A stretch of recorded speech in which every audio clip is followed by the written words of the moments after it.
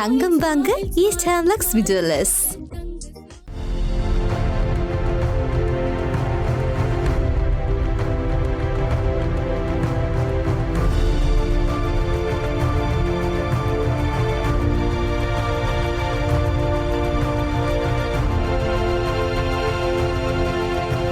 வணக்கம். ஐபிசி தமிழின் செய்தி வீச்சு உங்களை வரவேற்றுக் கொள்கிறது. இன்றைய செய்தி வீச்சிலும் இலங்கை மற்றும் அமெரிக்க நிலவரங்கள் காத்திருக்கின்றன. யாழ்ப்பாணம் திருவள்ளுவர் பண்பாட்டு மையம் என்ற இடம் கடந்த வாரம் பரபரப்பாக்கப்பட்ட நிலையில் நேற்று முதல் யாழ்ப்பாணம் பொது மருத்துவமனை 2 சம்பவங்களால் அரசியல் மற்றும் ராஜதந்திர முக்கியத்துவம் கொண்ட பார்வையாளர் தலைகளால் பரபரப்பாக்கப்பட்டது. பாக்கு நீர் இணைக்கும் அக்கரைக்கும் இக்கரைக்கும் இடையில் புதிய கொதிநிலையை ஏற்படுத்திய சம்பவத்தில் கைது செய்யப்பட்ட 13 கடற்தொழிலாளர்களையும் அடுத்த மாதம், அதாவது பிப்ரவரி மாதம் 10ஆம் தேதி வரை தடுப்பு காவலில் வைக்குமாறு மல்லாகம் நீதிமன்றம் இன்று உத்தரவிட்ட பின்னணியுடன் இந்த பரபரப்பின் நீட்சி இன்றும் தொடர்ந்தது. இவ்வாறாக திடீர் அரசியல் மற்றும் ராஜதந்திர முகங்கள் யாழ் பொது மருத்துவமனையை சுற்றி சுழலும் பரபரப்புகளுக்கு 2 காரணங்கள் தான் இருந்தன.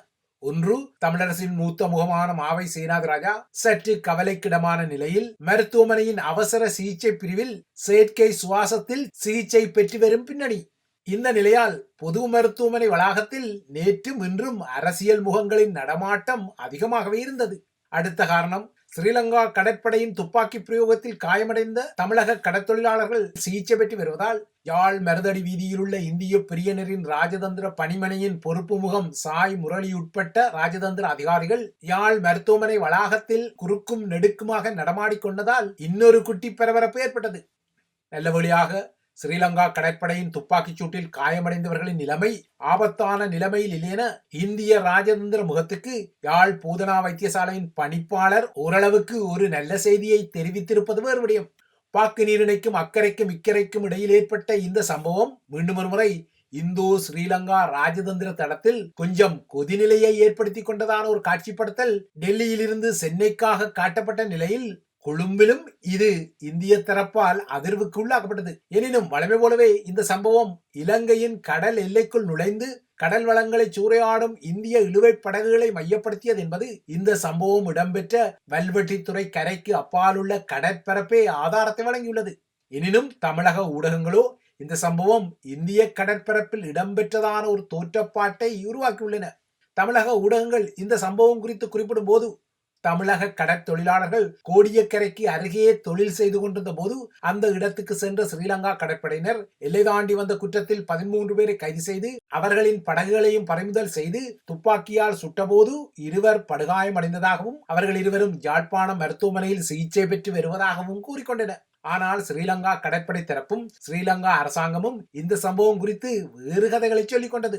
இலங்கை கடற்பரப்புக்குள், குறிப்பாக நெடுந்தீவு கடற்பரப்புக்குள் அத்துமீறி நுழைந்த இந்திய கடற்தொழிலாளர்கள் அந்த பகுதியில் கடற்தொழில் செய்த போது அவர்களை தடுத்து நிறுத்த எடுக்கப்பட்ட நடவடிக்கையின் போது இந்த தவறுதலான துப்பாக்கி பிரயோகம் இடம்பெற்றதாகவும் கூறப்படுகிறது.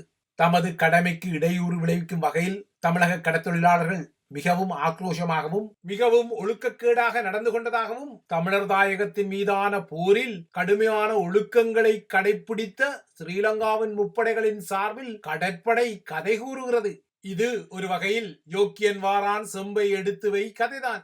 கடற்படையினராகிய தம்மிடமிருந்த துப்பாக்கிகளை அவர்கள் பறிக்க முயன்றதாகவும் அப்போது தமது தரப்பில் உள்ள ஒருவரின் துப்பாக்கி இயங்கிக் கொண்டதில் 2 கடற்தொழிலாளர்கள் காயமடைந்ததாக ஸ்ரீலங்கா கடற்படை தரப்பு செய்தி சொன்னது. இதேபோலவே தமது கடற்படைக்கு ஆதரவாக செய்தி வெளியிட்ட ஸ்ரீலங்கா அரசாங்கமும் ஸ்ரீலங்கா கடற்படையின் உத்தரவுகளை மீறி இந்திய கடற்தொழிலாளர்கள் செயற்பட்டுக் கொண்டதாகவும் தமது படையினர் அவர்களின் படகுகளில் ஏறி அவர்களை கைது செய்ய முயன்றபோது கடற்படையினர் ஏறிய படகை அவர்கள் வேகமாக செலுத்தியதாகவும் கடற்படையினரை தாக்கி அவர்களிடமிருந்து ஆயுதங்களை பறிக்க முயற்சித்ததாகவும் அந்த வேளைதான் தவறுதலான ஒரு துப்பாக்கிச்சூடு நடத்தப்பட்டதாக ஸ்ரீலங்கா அரசு தரப்பில் தெரிவிக்கப்பட்டது. ஆனால் இந்த சம்பவம் பாக்கு நீரிணைக்கு அப்பால் ஒரு கொதிநிலையை உருவாக்கத்தான் செய்தது. அதுவும் ஸ்ரீலங்கா சின்னத்தம்பிக்கு தான் என்னதான் அயலவருக்கு முன்னுரிமை என்ற அடிப்படையில் அள்ளி அள்ளி மானியங்களையும் நிதி உதவிகளையும் கடன்களையும் கொடுத்தாலும் பாக்கு நீரிணை கடற்பரப்பில் இவ்வாறு இடம்பெறும் சம்பவங்களால் தமிழகத்தில் பதியமிட முனையும் பாஜகவின் நகர்வுகளுக்கு அது தொடர்ந்தும் சவால்களை உருவாக்கிக் கொள்வதால் டெல்லியும் கொழும்பில் உள்ள பெரியனன் வீட்டு ராஜதந்திர மையமும் இந்த விடயத்தில் சற்று அதிகமாகவே இருந்து கொண்டன. குறிப்பாக டெல்லியில் உள்ள ஸ்ரீலங்காவுக்குரிய ராஜதந்திர முகத்தை அழைத்து மீண்டும் ஒருமுறை ஒப்புக்கு சப்பான கண்டனத்தை இந்திய வெளியுறவு அமைச்சகம் வெளியிட, கொழும்பில் உள்ள இந்தியா ஹவுஸ் எனப்படும் இந்தியா இல்லமோ ஸ்ரீலங்கா அதிகாரிகளிடம் இந்த விடயத்தில் நேற்று அதிர்ந்து கொண்டது. இந்திய பிரியனரை பொறுத்தவரை இந்திய கடற்தொழிலாளர்கள் மீது எந்த ஒரு சூழ்நிலையிலும், அதாவது அவர்கள் எல்லை தாண்டி இலங்கை கடற்பரப்புக்குள் கடற்தொழில் செய்தாலும் கூட அவர்கள் மீது தாக்குதலை நடத்தக்கூடாது என்பதை மீண்டும் ஒரு முறை வலியுறுத்தியுள்ளது. அத்துடன் வழமை போலவே கடற்தொழிலாளர்களின் பிரச்சனைகளை, அவர்களின் வாழ்வாதாரம் குறித்த கவலைகளின் பின்னணியில் நோக்கிக் கொண்டு மனிதாபிமானத்துடன் இந்த பிரச்சனையை கையாள வேண்டும் எனவும் இன்னொரு முறை பெரியனர் தரப்பு ஸ்ரீலங்கா சின்னத்தம்பிக்கு அறிவுறுத்தலை டெல்லியிலும் கொழும்பிலும் விடுத்தது. ஆனால் பாக்கு நீரிணை முறுகலில் இந்திய பெரியனர் கரிசனைப்பட்டுக் கொள்வது போலவே கடலாடிகளின் அல்லது கடற்தொழிலாளர்களின் பிரச்சனைகளை அவர்களின் அன்றாட வாழ்வாதார கவலைகளின் பின்னணியில் மனிதாபிமானத்துடன் கையாள வேண்டும் என்பது நியாயமான ஒரு காரணமாகும். உள்ளது உள்ளபடியே இதில் காரண காரியங்கள் உள்ளன. ஆனால் தமிழக கடற்தொழிலாளர்கள் நாட்டு படகுகளில் எல்லை தாண்டி தொழில் செய்தாலும் அதனை தமிழர்தாயக கடற்தொழிலாளர்கள் எதிர்ப்பதில்லை என்பது இன்னொரு விடயம். ஆகையால் இங்கு இன்னொரு பெரிய சிக்கல் உள்ளது. அந்த சிக்கல் பல ஆண்டுகளாக தொடரும் ஒரு சிக்கல். குறிப்பாக இலங்கை தீவில் தடை செய்யப்பட்ட இழுவை படகுகள் மூலம் தமிழர் தாயகத்தின் கடல் மடியை கிளறி கடல் வளங்களை அள்ளிக்கொள்வதும், அவ்வாறான தொழில் முறையால் தமிழர் தாயக கடற்தொழிலாளர்களின் வலைகள் உட்பட்ட மீன்பிடி உபகரணங்கள் கடுமையாக சேதப்படுத்துவதும் தான் இங்கு பிரச்சனையாக உள்ளது. இந்த பிரச்சனையை இந்திய பிரியனரும் தமிழக கடற்தொழிலாளர்களின் அன்றாட வாழ்வாதாரம் குறித்த பின்னணியுடன் தான் நோக்கிக் கொள்ள வேண்டும். தமிழக இழுவை படகுகளின் நாசகார தொழில் முறையால் நீண்ட காலமாக பாதிப்புக்குள்ளான ஒரு சமூகமாக தமிழர்தாயக கடற்தொழில் சமூகம் இருப்பதை யாரும் மறுத்துக் கொள்ள முடியாது. ஆகையால் தமிழர்தாயக கடற்தொழிலாளர்களுக்கும் அவர்களின் வாழ்வாதார கவலைகள் இருப்பது இரட்டிப்பான ஒரு உண்மை. ஆனால் இந்த விடயத்தை தமிழகத்துக்கு அழுத்தமாக சொல்ல வேண்டிய தரப்புகளோ நாடகங்களை நடத்தி கொள்கின்றன. ஸ்ரீலங்கா கடற்தொழில் அமைச்சருக்கோ அல்லது தமிழர் தாயகத்தின் அரசியல்வாதிகளுக்கு கூட இவ்வாறான நகர்வுகளை நகர்த்தி கொள்வதில் தெம்பு இல்லை. மாறாக இந்த விடயத்தில் அவர்கள் தொடர்ந்தும் நடிப்பு அரசியலைத்தான் முன்னெடுக்க தலைப்படுகின்றார்கள். அந்த வகையில் அண்மையில் தமிழகத்தில் இடம்பெற்ற அயலக தமிழர் தின நிகழ்வுக்கு சென்ற அரசியல் முகங்களான சுமந்திரனும் சாணக்கியனும் செல்வம் அடைக்கலநாதனும் ஸ்ரீதரனும் கூட தமிழக முதல்வர் ஸ்டாலினுடன் முண்டியடித்து செல்வி எனப்படும் சுயபடங்களை எடுப்பதில் எடுத்த அக்கறை இந்த பிரச்சனையை பேசுவதில் எடுக்கவில்லை என்பதை தமிழர் தாயகத்தின் கடற்தொழில் அமைப்புகள் ஏற்கனவே சீற்றம் வெளியிட்டமை இங்கு மீண்டும் ஒருமுறை நினைவூட்டத்தக்க விடயம். இதேபோல இந்த நிகழ்வில் முன்வரிசையில் இடம் பிடித்த ஸ்ரீலங்காவின் கடற்தொழில் அமைச்சர் சந்திரசேகரன் கூட முதல்வர் ஸ்டாலினுடன் இது குறித்து ஒரு வார்த்தை பேசாமல் நிகழ்வுக்கு சென்றேன் வந்தேன் என்ற வகையில் தான் நகர்ந்ததும் மிச்சம்.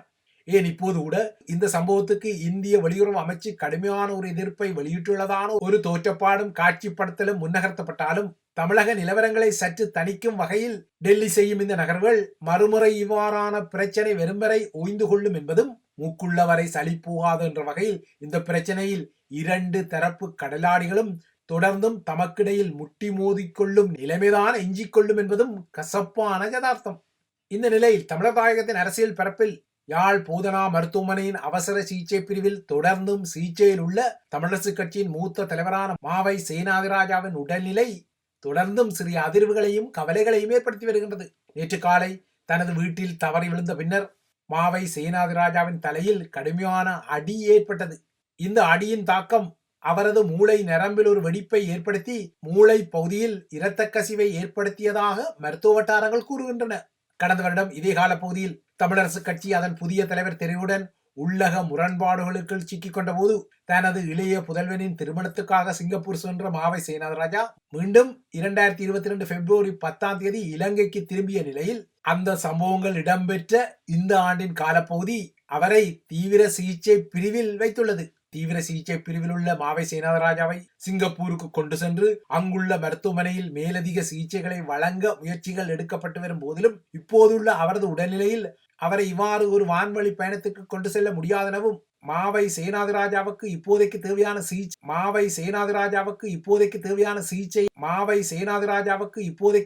சிகிச்சை திறன் இருப்பதான அறிவுறுத்தல் ஒன்றை மருத்துவமனை பணிப்பாளர் சத்தியமூர்த்தி வழங்கிக் கொண்டதால் மாவை சேனாதிராஜாவை சிங்கப்பூருக்கு கொண்டு செல்லும் திட்டம் தற்போது தாமதப்படுத்தப்பட்டுள்ளதாக தெரிகிறது. இந்த பதிவு பதியப்படும் வரை மாவை சேனாதராஜா தொடர்ந்தும் தீவிர சிகிச்சை பிரிவில் செயற்கை சுவாசத்தில் தான் வைக்கப்பட்டுள்ளார். தமிழரசு கட்சி முகங்களுக்கு அப்பால் ஏனைய கட்சி முகங்களின் நடமாட்டங்களும் நேற்று மருத்துவமனை வளாகத்தில் நேற்று சற்று அதிகமாக தென்பட்டிருந்தன. இதற்கும் அப்பால் மஹிந்தவின் புதல்வரான நாமல் ராஜபக்சவின் மாவையின் நிலை தமது குடும்பத்துக்கு கவலையை ஏற்படுத்துவதான பதிவு ஒன்றையும் தனது சமூக வலைதளத்தில் இட்டு வைத்துள்ளார். இதற்கிடையே ஏகேடிஆர் தரப்பு தமது தரப்பு மீது எடுக்க நகர்வுகளை முன்வைத்து சிங்கள மகா ஜனதாவின் அனுதாபத்தை பெறும் வகையில் சூட்சுமமாக நகரக்கூடிய ராஜபக்சக்கள் தற்போதைய சமகாலத்தை ஒரு அரசியல் முதலீடாக்கி இலங்கை அரசியலில் தமது மீளுருவாக்கத்தை செய்ய பிரயத்தனப்படும் காட்சிகளும் தெரிகின்றன. அந்த வகையில் முன்னாள் தலையாடியும் தனது தந்தையுமான மஹிந்த தமிழர்களின் தலைவரான பிரபாகரனுக்கு ஒரு ஆமாம் போட்டு புலிகளுடன் ஒரு டீலை செய்திருந்தால் அமைதிக்கான நோபல் பரிசை வென்றிருப்பார் என நாமலின் புலம்பல் நேற்று வெளிப்பட்டது. ராஜபக்ஷ ஆட்சி காலத்தில் மேற்கொள்ளப்பட்ட நிதி முறைகேடுகளில் தானும் தனது சகோதரியோ யோசிதவும் ஏகேடி தரப்பால் மென்போக்கான நிலையில் வழக்குகளுக்காக இழுத்தெடுக்கப்படும் நிலையில் அவரது இந்த கருத்து வந்துள்ளது. தமிழர்களின் தலைவர் பிரபாகரனுடன் தனது தந்தை டீல் ஒன்றை செய்திருந்தால் ராஜபக்ஷ குடும்பத்துக்கு பல வாய்ப்புகள் கிட்டியிருக்கும் என்றாலும் சிங்கள மகா ஜனதாவுக்காக வாழ வேண்டிய வீரியோ சூரியோ பாணியில் தமது ராஜபக்ஷ குடும்பம் கடந்த காலத்தில் நடந்து கொண்டு விடுதலை புலிகளை அழித்ததாகவும் எனினும் புலிகளை ஒழித்தால் தமது சந்ததி துன்பப்பட வேண்டியிருக்கும் என்ற உண்மையை தமது குடும்பம் ஆரம்பத்திலிருந்தே அறிந்திருந்ததாகவும் நாமல் கதை கூறிக்கொள்கிறார்.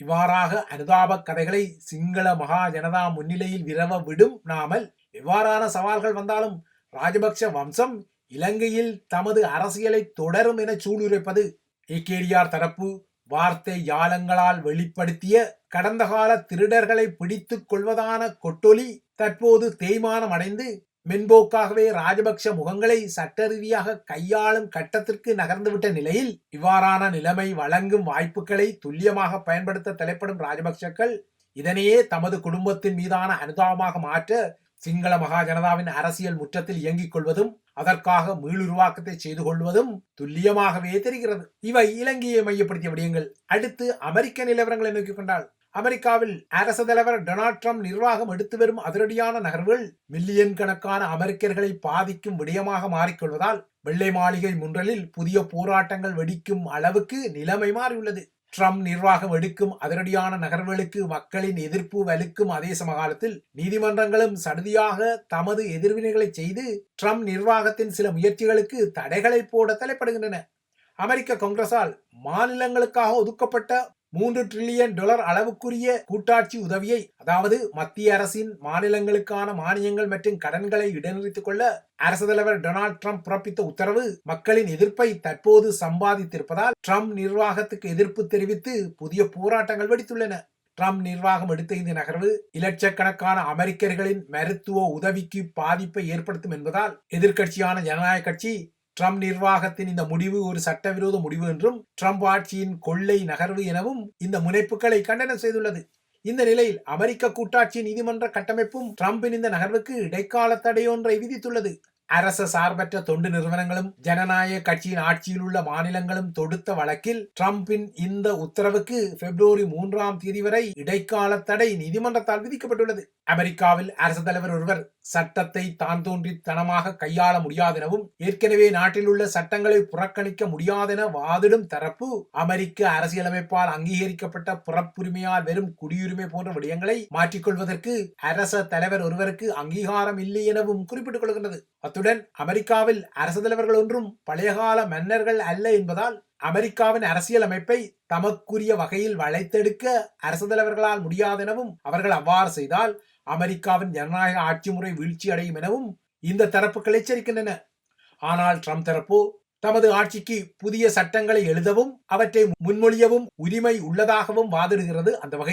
அந்த வகையில் மத்திய அரசின் நிதி எவ்வாறு மாநிலங்களால் செலவழிக்கப்படுகின்றது என்ற முடிவில் ஒரு ஆய்வை எடுக்கும் வரை இவ்வாறான நிதிக்கு இடைக்கால தடை விதிக்க முடியும் எனவும், அதேபோல ட்ரம்ப் விரும்பினால் யாரையும் பணி நீக்கம் செய்யும் உரிமையை கொண்டிருப்பதாகவும் வெள்ளை மாளிகை வட்டாரங்களும் வலியுறுத்துவது வேறு விடயம். இவைதான் ஐபிசி தமிழின் செய்தி வீச்சு. தொடர்ந்தும் ஐபிசி தமிழுடன் இணைந்திருங்கள்.